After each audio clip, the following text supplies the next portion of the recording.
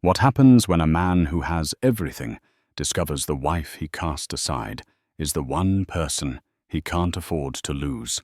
Tonight, we delve into the story of Jason Sterling, a real estate tycoon who believed he held the world in his palm. He had the power, the penthouse, and the perfect mistress on his arm. But at the most important gala of his career, a single haunting melody from a forgotten corner of the room will shatter his perfect illusion. He's about to see his pregnant wife singing for spare change, and that's not even the biggest shock of the night. Stay with us as a web of lies unravels, a secret legacy is revealed, and one woman's quiet strength brings an empire to its knees. The city of Cascade Bay glittered below Jason Sterling's penthouse office like a carpet of scattered diamonds. From 50 stories up, the world felt orderly, conquerable, an extension of his own will. At 36, Jason had sculpted his life with the same ruthless precision he used to acquire and develop prime real estate. Sterling Holdings wasn't just a company, it was a monument to his ambition, and he was its untouchable king. The final guest list for the Hope Gala. Mr. Sterling, his assistant, a nervous young man named Leo, placed the tablet on the vast mahogany desk. Jason didn't look up from the architectural model of his latest project, the Aura Towers. Any changes Mr. Marcus Thorne's office confirmed his attendance. He'll be giving the keynote address as the primary sponsor. A sliver of genuine pleasure cut through Jason's practiced indifference. Marcus Thorne, the reclusive, almost mythical titan of industry and philanthropy. Thorne's endorsement of the Hope Gala, a charity event that doubled as the unofficial launch party for the Aura Towers project, was a coup. It cemented Sterling Holdings not just as a financial power, but as a pillar of the city's elite. "Excellent," Jason murmured, tracing the sleek lines of the model tower. "And my personal arrangements? All confirmed. A table for 2 front and center. Ms. Rossi's car will arrive at 7. Jason finally looked up, a ghost of a smile playing on his lips. Isabella Rossi. She was as flawless as the glass on his towers, stunning sharp, and reflecting his own success back at him. She was the perfect accessory for a man of his stature, unlike Alina. A flicker of irritation crossed his face at the thought of his wife. His pregnant wife. The marriage, once a comfortable if passionless arrangement, had become a source of constant friction. Alina, who had once been so accommodating and serene, had become difficult. The pregnancy had transformed her. She was emotional, withdrawn, and worst of all, she had started questioning him, questioning his late nights, his business trips, his very nature. The tranquility of his home had been replaced by a tense silence he couldn't stand. 2 months ago, it had all come to a head, a receipt found in a coat pocket, a name Isabella glimpsed on his phone screen. The ensuing argument had been ugly. Alina's tears, her accusations, had felt like an assault on his peace. "I give you everything, Alina," he had boomed, his voice echoing in their cavernous, minimalist apartment. "This home, this life, what more could you possibly want?" "You," she had whispered, her voice trembling but her eyes filled with a new defiant clarity. "I wanted you, Jason, the man I married. Not this hollow shell." In his rage, he'd uttered the words that had severed their life together. "If this life is so hollow, then you're free to leave it. See how you fare in the real world with nothing." He had meant it as a threat, a way to shock her back into submission. He controlled the joint accounts, the credit cards, the very roof over her head. She had nothing in her own name. He expected her to crumble. Instead, she had simply looked at him, a profound sadness in her eyes, and packed a single bag. He hadn't seen or heard from her since. At first it was a relief. The silence in the apartment was once again peaceful, not tense. He'd told himself she'd come crawling back within a week, humbled and ready to accept the reality of their arrangement. But a week turned into a month, then 2. His pride, colossal and stubborn, forbade him from seeking her out. She had made her choice. Now he had Isabella, who understood the rules of the game. She didn't ask for his heart. She asked for a front-row seat to his success, and that was a currency he was happy to trade in.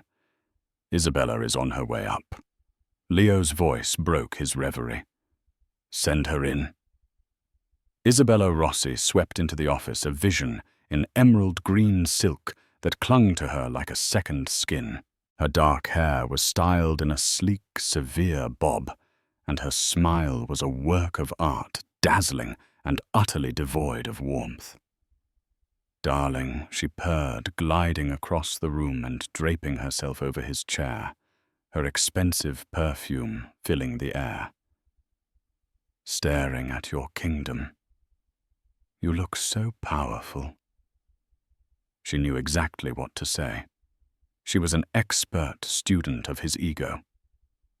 Just ensuring everything is perfect for tonight, he replied, accepting her kiss. Of course it will be perfect, she said, her fingers tracing the lapel of his tailored suit. We'll be the talk of the town.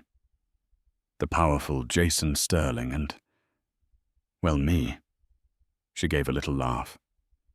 Everyone will finally see that you've moved on from that domestic situation. She never used Alina's name. To Isabella, Alina was a relic, an inconvenient footnote in Jason's story that was now thankfully over.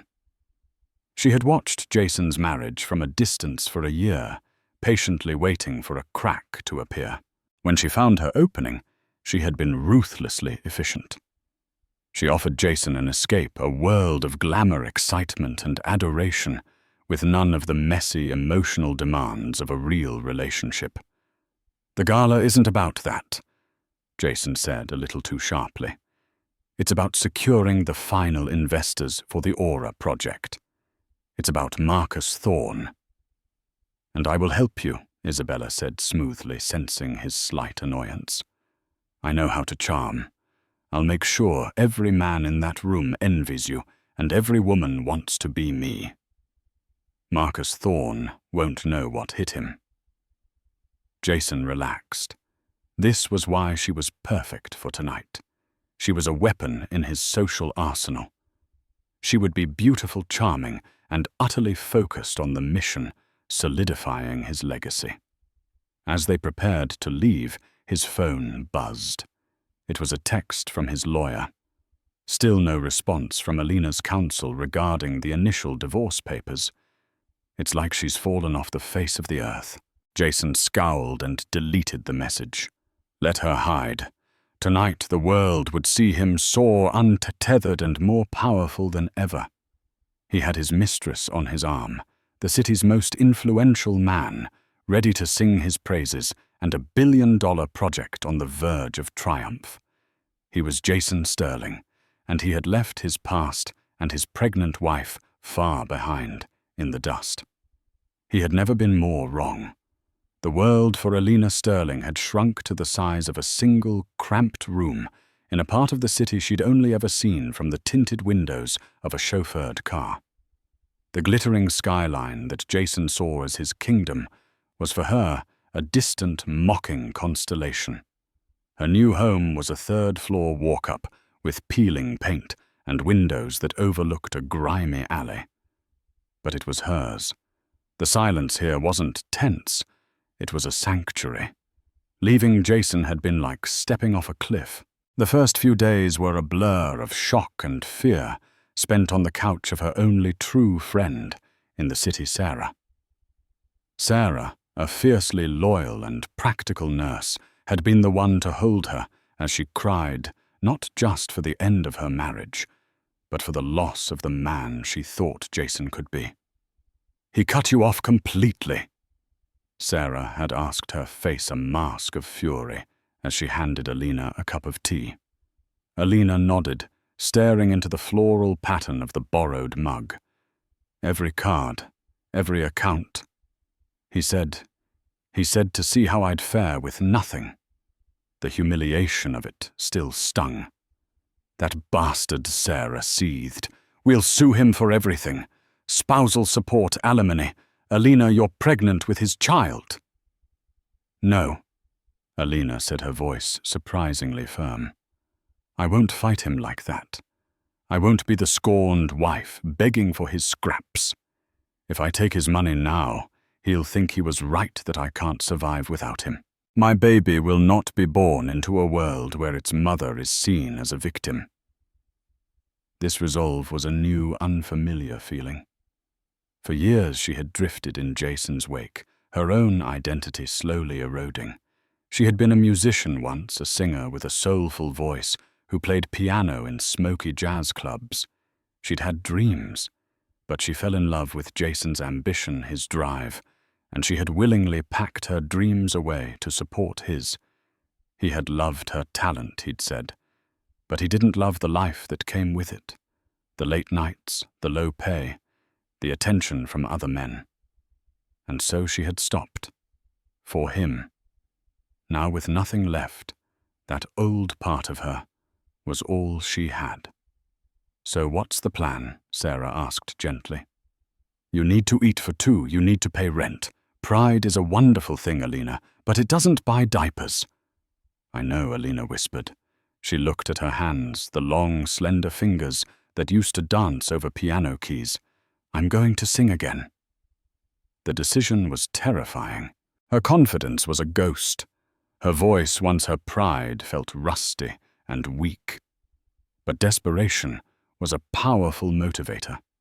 Sarah helped her find the small apartment and used her own savings to cover the first month's rent and deposit. Alina sold the few pieces of expensive jewelry Jason had missed when locking her out of the main safe, a pair of diamond earrings from her grandmother, a simple gold locket from her father. It was enough to buy a second-hand keyboard and a small portable amplifier.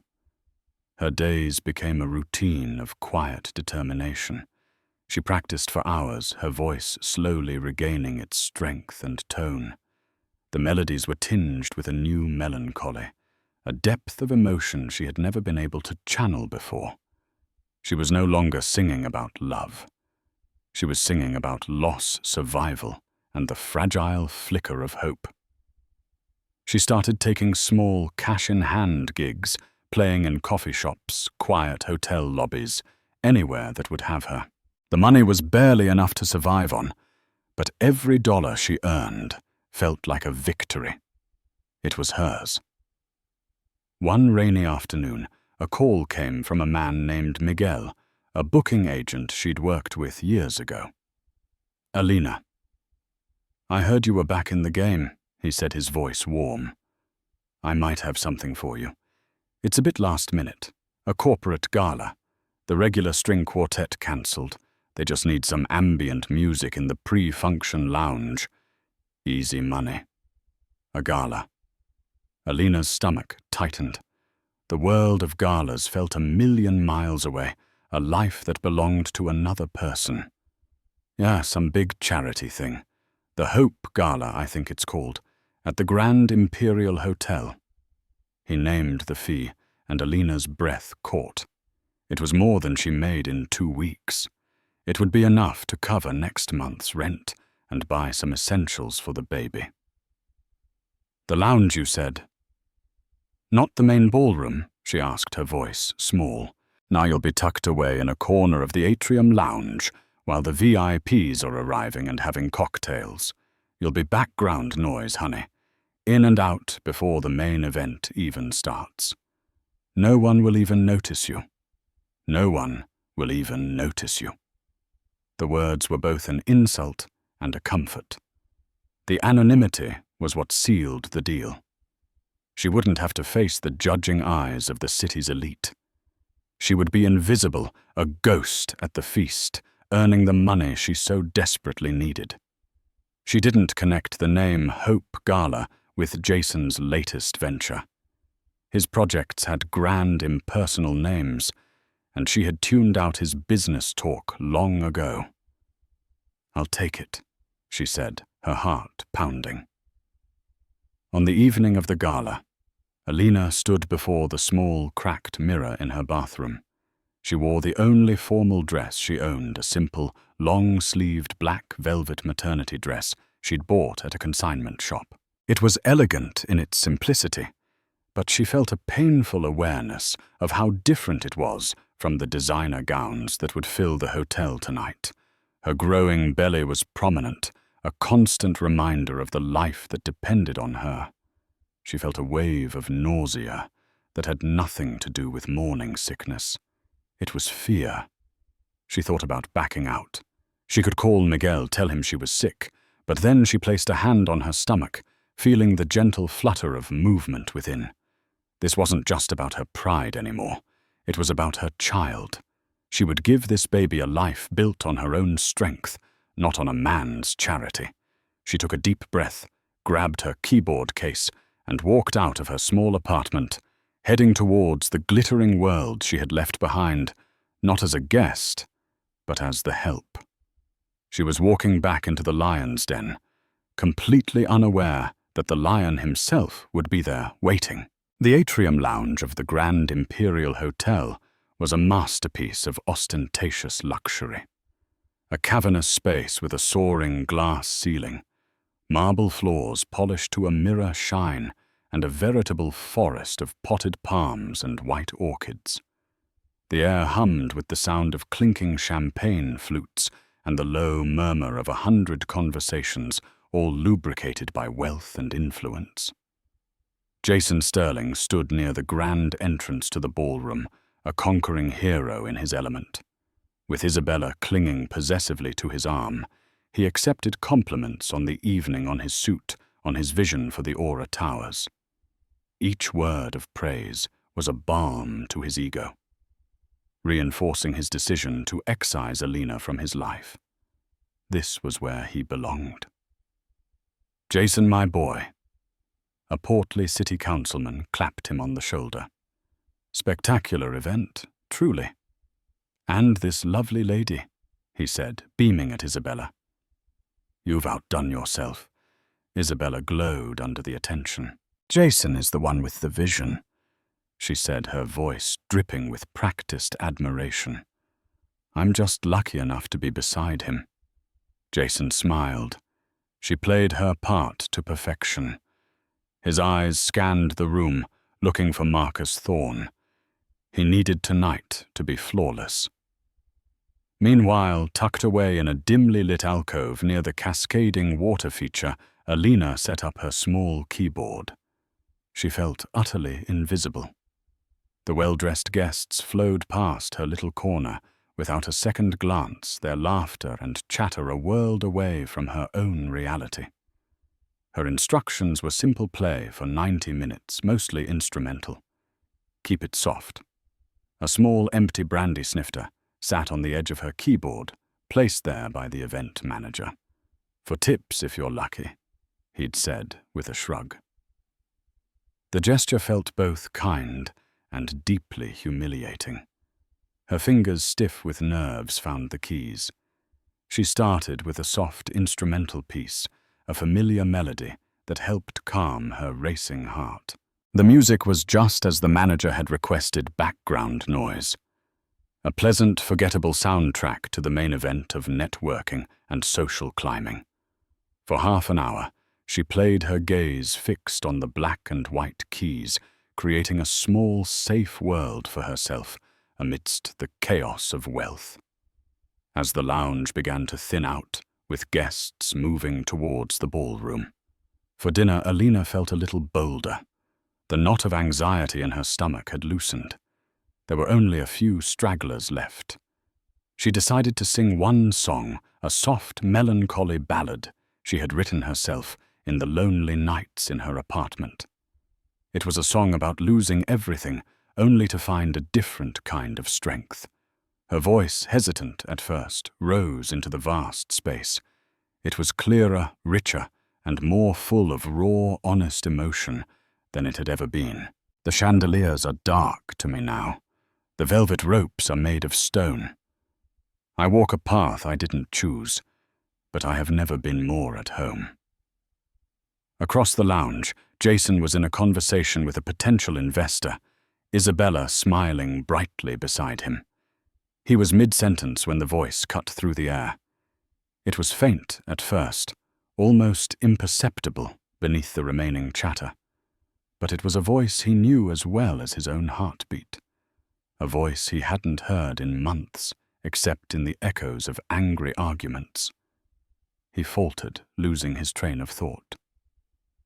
"Jason, is something wrong?" Isabella asked, her grip on his arm tightening. "No, nothing," he said, shaking his head, trying to dismiss it. It couldn't be. It was a trick of the acoustics, a memory playing games with him. But then the voice swelled, filled with a pain and resilience that was utterly captivating. And in the silence, I can hear a promise, whispered, soft and low. A tiny heart that beats with mine. A seed of hope begins to grow. The investor's voice faded into a meaningless drone. Jason's blood ran cold. He slowly turned his eyes, scanning the room past the clusters of tuxedoed men and sequined women towards the sound. And then he saw her. In the shadows of the alcove, illuminated by the soft glow of a single uplight, was Alina. His Alina. Her face was pale, her eyes closed as she sang her hands, moving gracefully over the keyboard. And there, starkly visible beneath the simple black dress, was the undeniable, prominent curve of her pregnancy. His child. On the keyboard in front of her, catching the light, was the empty brandy snifter. For tips. The world tilted on its axis. Every ounce of air was sucked from Jason's lungs. The triumphant king of the gala was suddenly a man drowning in a sea of shame, rage, and a bewildering sense of loss. This was not the broken, desperate woman he had imagined crawling back to him. This was a stranger, beautiful and tragic, singing her heart out for spare change in the lobby of his own victory party. The humiliation was so profound, so absolute, it was physically painful. He felt the eyes of the entire world on him, even though no one else was looking. Isabella, noticing the color drain from Jason's face, followed his stunned gaze. Her eyes landed on Alina. For a moment there was confusion, then dawning recognition. A slow, cruel smile spread across Isabella's lips. She saw the scene not as a tragedy, but as a triumph, the final pathetic degradation of her rival. She squeezed Jason's arm, a gesture of victory. "Well, well," she whispered, her voice, a venomous purr meant only for him. "Look at that, singing for her supper. I guess the real world wasn't as kind as you were, darling." Her words were meant to be a comfort, a confirmation that he had chosen the winner. But to Jason they sounded like a death knell. He wasn't looking at a defeated woman. He was looking at the ruin he had created at the mother of his unborn child, forced into the most public and painful humiliation imaginable. And he had put her there. The thought was a dagger to his soul. The song ended. The last note hung in the air, filled with a devastating grace before being swallowed by the opulent silence of the lounge. Alina opened her eyes, and for a heart-stopping second, her gaze met Jason's across the polished marble floor. In her eyes, he didn't see hatred or a plea for help. He saw a profound, weary disappointment. It was the look of someone who had expected nothing better from him, and he had met her expectations perfectly. Then she looked away, breaking the connection as if he were just another stranger in the crowd. The dismissal was more painful than any accusation. The spell was broken. The last few guests began to drift away, leaving the lounge nearly empty. Alina began to quietly pack her things, her movements precise and deliberate, as if she were holding herself together by sheer force of will. Jason remained frozen, a statue of regret, the triumphant evening crumbling into ash around him. The grand doors to the ballroom swung open, and the warm glow from within spilled out into the cooler, dimmer space of the atrium lounge. A wave of polite, anticipatory applause washed over the marble floors. The dinner service was complete. The main event, the part of the evening that truly mattered for men like Jason Sterling, was about to begin. On the large video screens mounted near the entrance, the image resolved to show a distinguished silver-haired man stepping up to a podium. Marcus Thorne. Isabella, who had been impatiently watching Alina pack her last cable, instantly shifted into high alert. Her entire posture changed, becoming taut with ambition. She gripped Jason's arm, her perfectly manicured nails pressing into the fine wool of his suit. "Jason, darling." "It's starting," she whispered, her voice a low, urgent hum. "That's him. He's about to speak. We need to be in there, right at the front, where he can see us when he's finished." But Jason's attention was elsewhere. He was transfixed by the pathetic yet oddly dignified tableau in the alcove. Alina was methodically coiling a power cord, her movements precise and contained, as if she were focusing on this one simple task to keep herself from shattering. She was 1,000,000 miles away, lost in her own private world of quiet shame. The sight both repulsed and fascinated him. It was the living, breathing evidence of his power over her life, and yet there was a resilience in her posture that he found infuriating. Jason Isabella insisted, giving his arm a sharp tug. "Forget about that. This is our moment. This is for the Aura Towers. This is for us." "I'm not moving," Jason stated, his voice flat. He couldn't explain why, but he felt a primal need to witness the end of this scene, to see her finally disappear out of the service exit, a ghost vanishing from his gilded world. On the screens, Marcus Thorne adjusted the microphone. His calm, authoritative presence commanding silence from the hundreds of guests inside the ballroom. His voice, amplified, was a rich, sonorous baritone that carried easily into the lounge. "Good evening," Thorne began his opening words, "Standard Gala fare. It is a pleasure to be here to support the Hope Foundation and to celebrate the spirit of philanthropy that makes this city great. We gather tonight in this magnificent hotel, a testament to what can be built with vision and capital to raise funds for those who have little of either." Isabella preened, smiling as if Thorne were speaking directly to her and Jason. "He's brilliant," she breathed. "So commanding." In her corner, Alina paused, her hands still. She couldn't help but hear the speech. She just wanted to leave, to melt away into the anonymity of the night, but the voice from the ballroom held her captive. She kept her back to the room, hoping her smallness would render her invisible. Thorne continued, his tone shifting subtly, becoming more personal. "But I don't want to talk about buildings tonight. I want to talk about foundations, not the concrete and steel that hold up our skyscrapers, but the personal foundations that hold up our lives' integrity, loyalty, and promises kept." Jason shifted his weight, a flicker of annoyance crossing his face. He hated these sentimental philosophical speeches. They were inefficient, a waste of time that could be better spent networking. He wanted Thorne to get to the point, to praise Sterling Holdings, to endorse the Aura project, to cement Jason's position at the apex of the city's business community. Decades ago, Thorne's voice grew quieter, more reflective, drawing the audience in. I was a young man with more ambition than sense, and I was lucky enough to have a partner, a man who was more than a partner. He was my conscience, my North Star. He was the most brilliant engineer I ever knew, but his true genius was in his character. He was kind, he was honorable, and he believed that the true measure of a man's success was not the size of his bank account, but the strength and love within his family.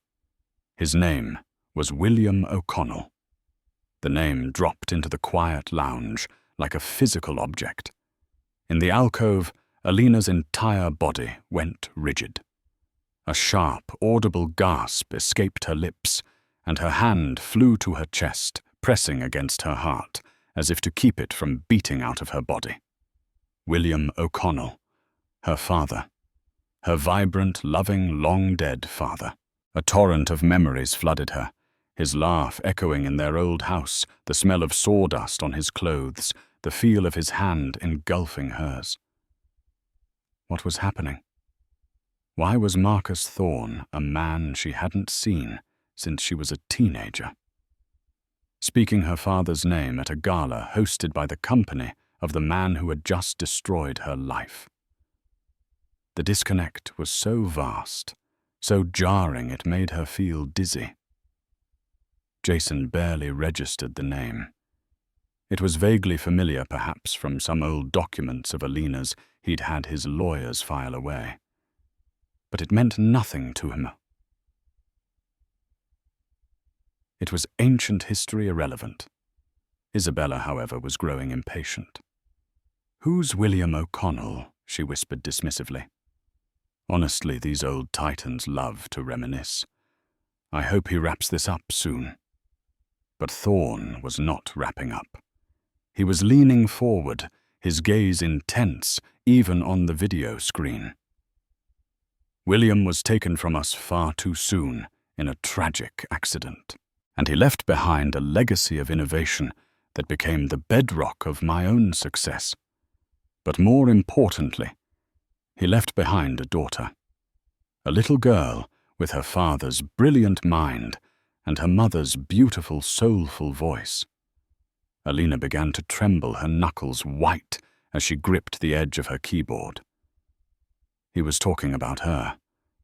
The private, sacred grief she carried was being laid bare in this palace of glass and greed.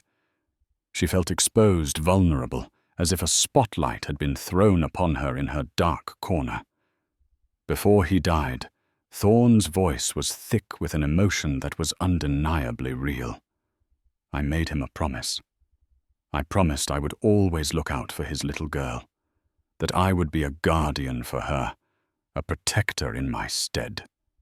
It is the single greatest regret of my life that through the chaos of the years, through my own self-absorption and the distance of time, I failed in that promise.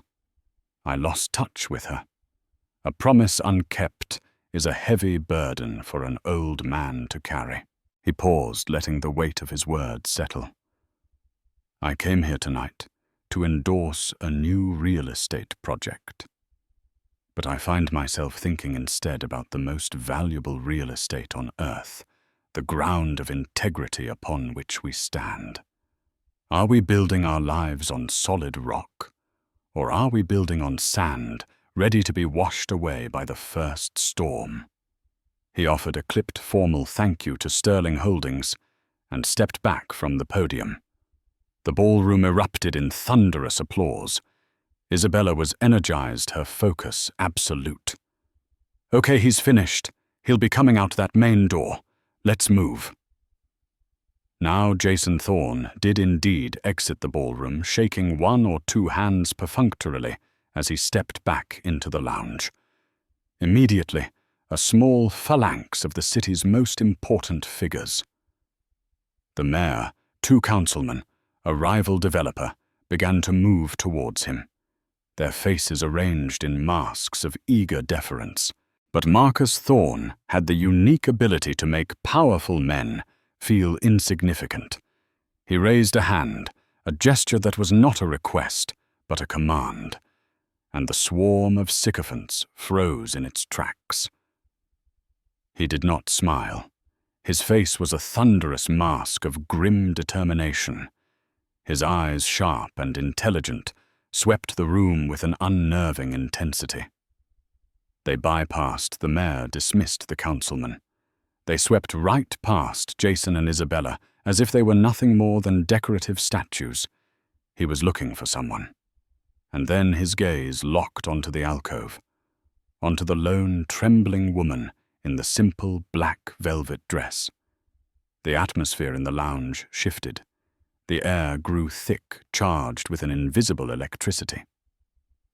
Marcus Thorne, a man whose time was valued in the thousands of dollars per minute, began to walk.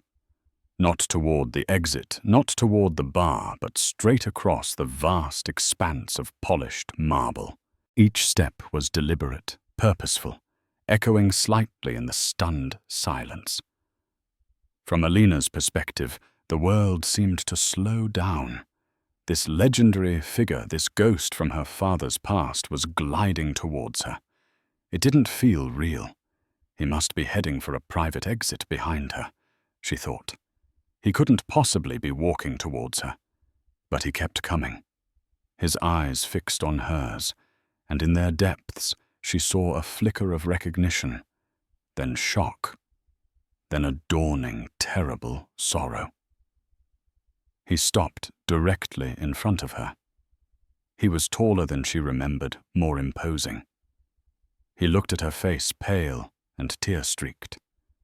His gaze dropped to her swollen belly, then to the worn keyboard case, and finally to the ultimate symbol of her degradation, the empty brandy snifter sitting on her amplifier.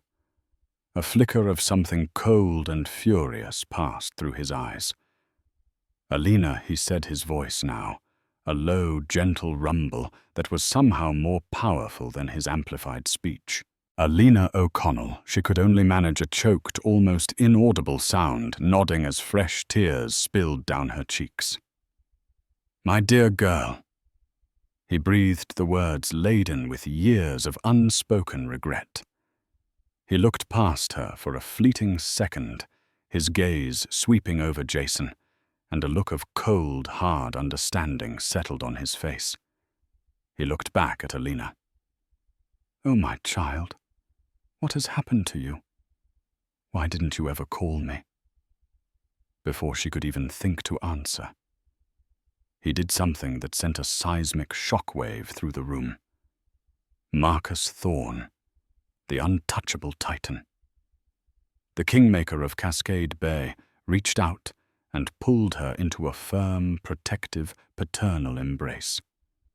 He wrapped his arms around her, shielding her small frame with his own, tucking her head against his shoulder as if to protect her from the prying eyes of the entire world. It was not a polite hug. It was an act of public reclamation, and in that moment, the final devastating piece of the puzzle clicked into place for Jason Sterling. O'Connell. Alina O'Connell, the co-founder of Thorne's original company, the old tech stocks in her trust. A trust he controlled. The man wasn't just a family friend. He was her godfather. The ground beneath his feet didn't just feel like sand. It felt like a gaping abyss opening up to swallow him whole. He had married not just a woman with a modest inheritance, but the sole heir to a foundational fortune, the beloved goddaughter of the most powerful man he had ever hoped to meet. And he had cast her out to sing for tips. The wave of nausea that hit him was so intense, he had to grip a nearby table to steady himself. This was not a setback. This was not a miscalculation. This was annihilation. But his internal collapse was silent. Isabella's was anything but. She stood frozen, her mouth slightly agape, her perfect makeup unable to hide the ghastly pale shock on her face. Her mind, which processed the world in a ruthless calculus of power, status, and advantage, was short-circuiting. The pawn she had been mocking all night had just been revealed as the queen. The man she had identified as the ultimate prize had just aligned himself body and soul with her enemy. Her entire strategy, her life's ambition, had been built on seducing and securing Jason Sterling, a man she saw as a king. But in that instant, she saw him for what he now was, the court jester who had drunkenly insulted the true monarch. Her future didn't just crumble, it was detonated. The visions of penthouses, yachts, and front-row seats at fashion shows evaporated, replaced by the horrifying image of Marcus Thorne's cold, disapproving eyes. The social ladder she had been so desperately climbing had been kicked out from under her, sending her into a free fall. The air in her lungs seemed to vanish. The glittering lights of the lounge began to blur, collapsing into a dark tunnel. The muffled sound of her own frantic heartbeat pounded in her ears. A strangled, pathetic whimper escaped her lips. Her eyes, wide with pure, unadulterated terror, rolled back in her head. Her knees buckled, and with all the grace of a puppet whose strings had been cut, Isabella Rossi collapsed onto the cold, unforgiving marble floor in a heap of emerald silk and shattered dreams. The polished silver doors of the service elevator slid shut, eclipsing the image of Alina's tear-streaked but resolute face. For Jason, it was as if the sun had been permanently extinguished, plunging him into an immediate and chilling twilight. The faint whir of the elevator's ascent was the sound of his entire world being lifted away from him, leaving him stranded on the cold marble floor of his own ruined monument. The commotion around Isabella was a distant, irritating buzz. Paramedics, efficient and impersonal, had helped her into a sitting position. Her face was a wreck of smeared mascara and blotchy skin. Her previous glamour vanished, replaced by a raw, desperate panic. Her eyes found Jason's across the now cavernous space, and she stumbled to her feet, shrugging off the paramedic's steadying hand. "Jason," she hissed, her voice a ragged tear in the heavy silence. She stalked towards him, her movements jerky and unbalanced. "Did you see that? Did you hear him? This is your fault, you and your pathetic, secretive little wife." Jason looked at her, but he didn't truly see her. He saw a symptom of his own disease, a fatal attraction to surfaces, to reflections of his own ambition. Isabella had been a mirror, and now that mirror was shattered, showing only the ugly reality beneath. "My fault," he repeated, his voice dangerously low, a stark contrast to her screeching. "You were the one who laughed. You called her pathetic. You stood beside me and gloated while the mother of my child was being publicly humiliated. You saw weakness, Isabella. Marcus Thorne saw strength. That is the difference between you and him. It's the difference between failure and power." Her face contorted in disbelief, then rage. "How dare you? I did this for us. I was cementing our place." "There is no us," Jason said, the words falling from his lips with the finality of stones dropping into a well. "There is only you and the consequences of your choices, just as there is only me." He turned his back on her, a gesture of ultimate dismissal. He heard a strangled sob behind him, the sound of her heels clicking away in a frantic, undignified retreat. She was swept away by the current of her own social ruin, a footnote in a story that was now entirely about him, Alina and the Titan, whose enmity he had so spectacularly earned. The whispers started then, rising like smoke from the embers of the evening. They were quiet, but they carried. He could feel the weight of hundreds of eyes on him, no longer with admiration or envy, but with a morbid, pitying curiosity. The city councilman, who had clapped him on the back earlier, now pointedly turned to discuss the floral arrangements with his wife. A banker whose funding was critical for the Aura Towers project suddenly found an urgent reason to check his phone, his face a grim mask. Jason was no longer a host or a visionary. He was a contamination, a walking scandal to be avoided at all costs. He left without a word, slipping through a side exit like a trespasser. The drive back to the penthouse was a blur. The glittering city lights which had once filled him with a sense of ownership now seemed to mock him, each light a star in a galaxy to which he no longer belonged. The silence in the vast apartment was a physical weight. It was no longer the peaceful, orderly silence he had once craved, but a dead, suffocating vacuum. The next morning, the fallout began in earnest. The first call was from his assistant, Leo, his voice trembling. "Mr. Sterling, the board members for the Henderson acquisition have indefinitely postponed the final signing meeting." It was the first domino. By noon, 3 more multi-million-dollar deals had been similarly postponed. By the end of the day, an online financial journal had published an article titled "Scandal at the Sterling Gala Tycoon's Empire Shaken as Marcus Thorne Intervenes." The story was speculative, but damning, painting a picture of marital cruelty and a dramatic public confrontation. His name, once a byword for success, was becoming synonymous with scandal. A week later, a courier delivered a thick, cream-colored envelope. It bore the letterhead of the most prestigious and feared law firm in the country, Thorne, Alistair and Finch. Inside, the language was precise, merciless, and utterly terrifying. It informed him of a comprehensive forensic audit of all marital assets, citing a breach of fiduciary duty concerning the management of Alina O'Connell-Sterling's inheritance. It spoke of gross negligence and deliberate misallocation of funds for high-risk personal ventures. It was a declaration of war, meticulously drafted to dismantle him piece by piece. He tried to fight back. He called his own lawyers, blustering about slander and invasion of privacy, but they were cowed. Jason, his lead counsel, had said, his voice strained. "You don't seem to understand. This isn't a negotiation. This is Marcus Thorne. We can delay, we can mitigate, but we cannot win.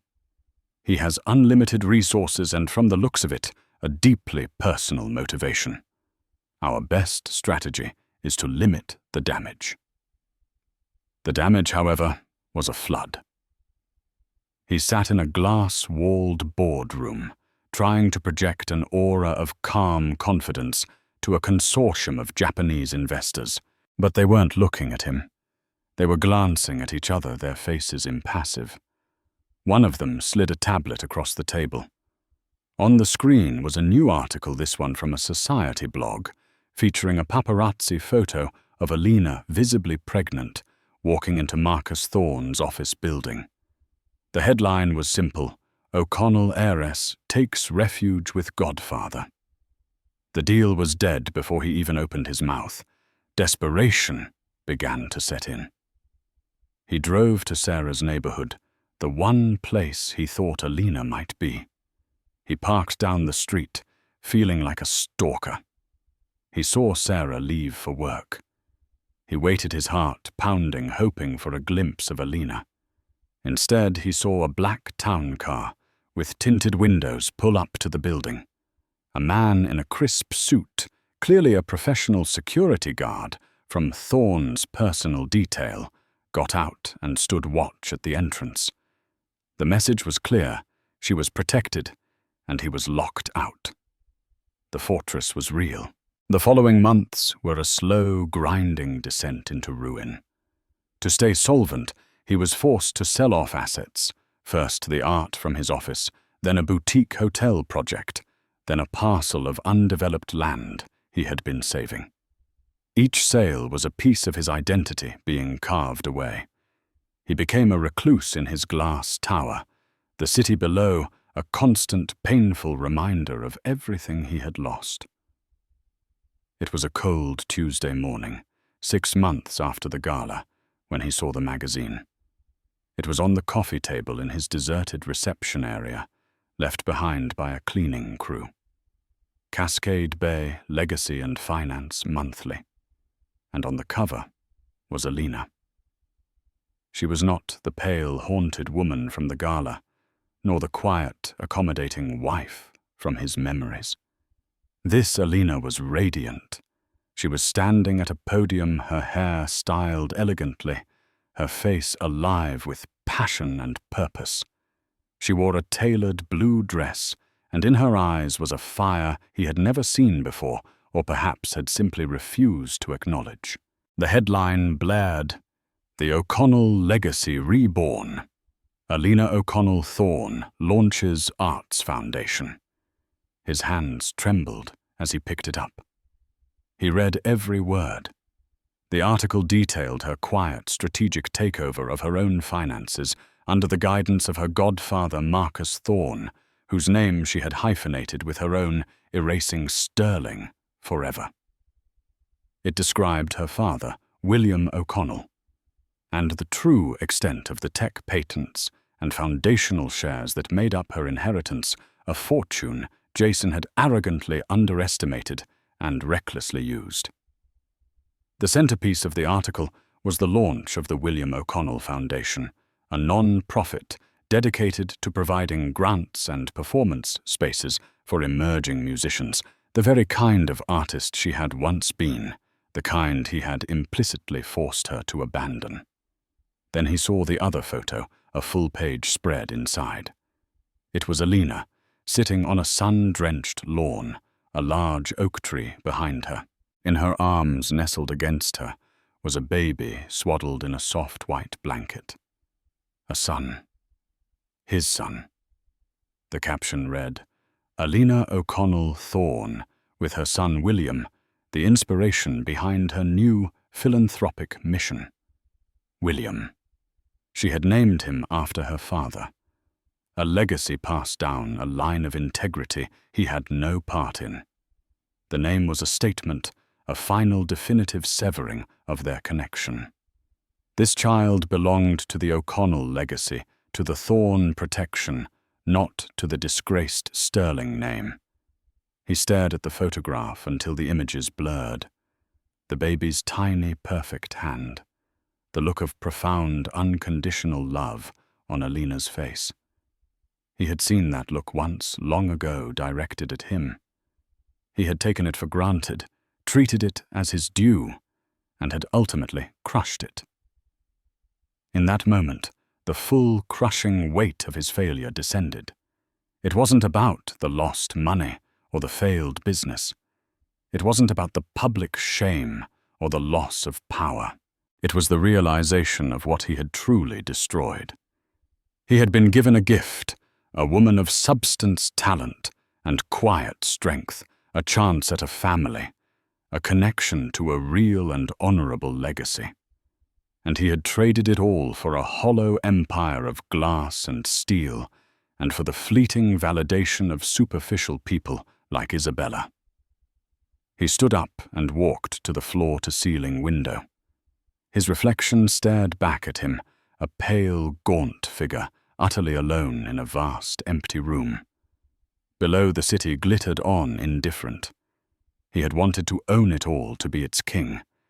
Now he was just a ghost, haunting a gilded cage. He looked from his lonely reflection to the magazine in his hand, at the picture of the mother and child, who represented a vibrant, hopeful future. He had lost his wife.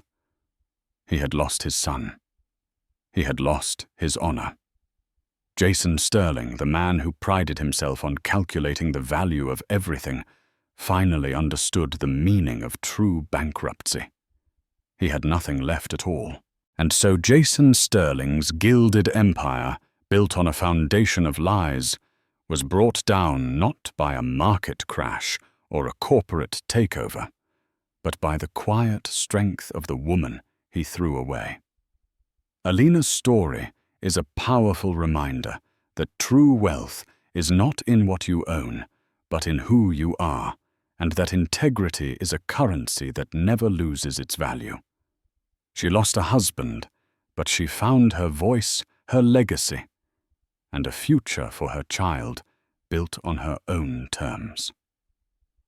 What did you think of this incredible twist of fate? Who was the real villain in this story? The cheating husband or the ambitious mistress? Let us know your thoughts in the comments below.